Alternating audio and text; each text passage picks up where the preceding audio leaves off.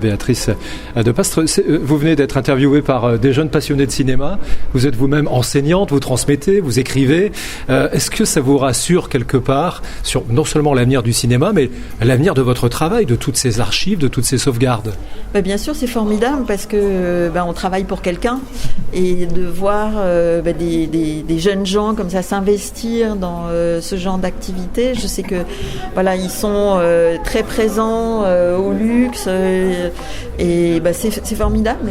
Chaque année, moi, j'ai plaisir à les rencontrer. Alors dans des exercices un peu différents, mais à chaque fois, on rencontre cette passion, cette attention au cinéma et ça justifie notre travail, c'est formidable. Vous allez présenter Le Manoir de la Peur, un film qui a 102 ans et qui va être accompagné par de la musique électronique, par deux jeunes musiciens de la région d'ailleurs qui vont évoluer en direct, en live.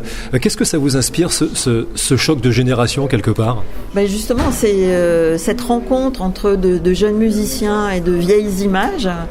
Ça permet justement de renouveler le regard qu'on peut avoir sur ces films et c'est formidable de leur insuffler un nouveau souffle.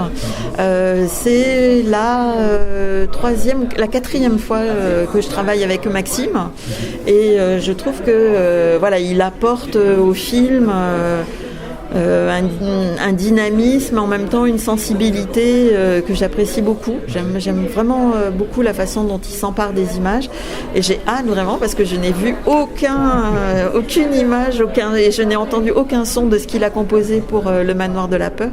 Donc je suis tout à fait impatiente de découvrir ce qu'il a fait avec Tommy sur Le Manoir de la Peur.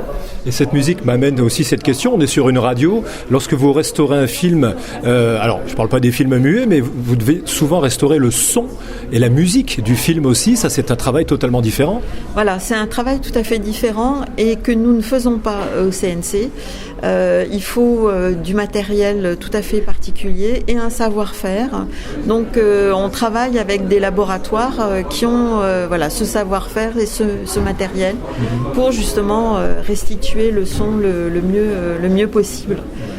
Est-ce que dans le travail actuel, l'actualité du CNC, de la restauration, on peut citer des choses en cours là en ce moment, des chantiers? Alors, en ce moment, on travaille avec justement un laboratoire partenaire sur un film de Sarah Maldoror qui s'appelle un déjeuner pour Constance ou un goûter pour Constance, un très joli film qui devrait être prêt là au printemps. Et puis c'est les 80 ans du CNC et on rend hommage à quelqu'un qui a rattaché le CNC au ministère de la Culture, qui est André Malraux, dont on va fêter également lui le centenaire et nous préparons la restauration de son seul film, Espoir, sur la guerre d'Espagne. Merci en tout cas, et puis peut-être qu'on n'emploiera plus le terme de vieux film grâce à toutes ces restaurations. Oui, parce que en fait, ces façons de revisiter le cinéma du passé montrent qu'il est toujours vivant, et que des images effectivement fabriquées il y a 110, 120 ans, 130 ans pour les films Lumière nous parlent toujours et nous disent quelque chose, certes du passé, mais aussi d'aujourd'hui, d'où on vient, et ça c'est très important. Et c'est une très très belle introduction au film que nous allons voir tout à l'heure, qui est La Jetée de Chris Marker, qui est un voyage entre le passé, le présent et le futur, aller-retour. Voilà. Merci, et bon film. Très beau film. Voilà. Merci.